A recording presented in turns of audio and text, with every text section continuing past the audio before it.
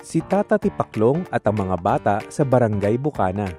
Kwento ni Lester John Carriaga Lim, guhit ni Charles Inayaw. Naisipan ni Tata Tipaklong na silipin ang mga bata na taga-Barangay Bukana.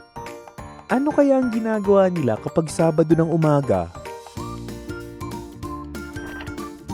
10 lundag sa kaliwa. Nakita ni Tata Tipaklong ang 10 batang naglalaro ng tagu-taguan. Kung may isang taya na pangalan ay Dondon, ilan kaya ang tahimik na ayaw magpakita sa kanya?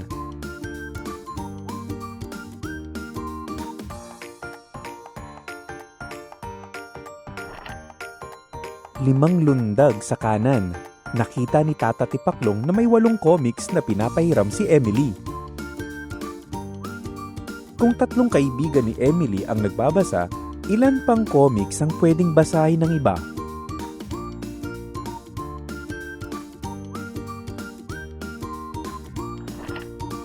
Apat na talon pa kanan ang ginawa ni Tata Tipaklong. Kanya-kanyang nakita ang 3 sungka na gamit ng mga bata. Kung 8 pang sungka ang hindi pa nagagamit, ilan kayang sungka ang mayroon sa Barangay Bukana?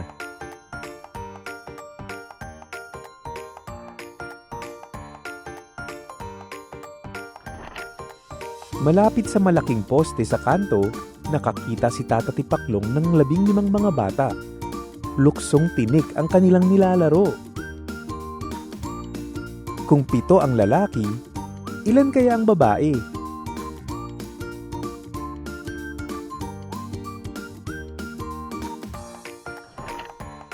Sa kaliwa, nasilip niya ang mga nagwawalis ng bakuran. 14 ang mga batang naglilinis ng kanilang tapat.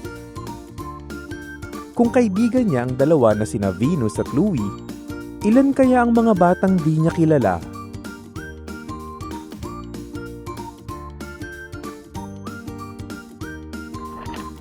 Apat na mahabang lundag sa kanan.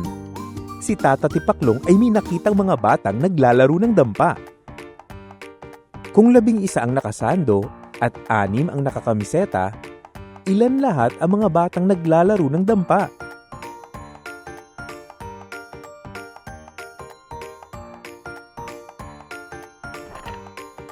Nakita ni Tata Tipaklong ang masasayang batang sakay ng kanilang mga bisikleta. Kung may 4 na nakasakay sa bisikletang pula, 4 sa dilaw at 3 sa bughaw, ilan kaya lahat ang mga batang nagbibisikleta?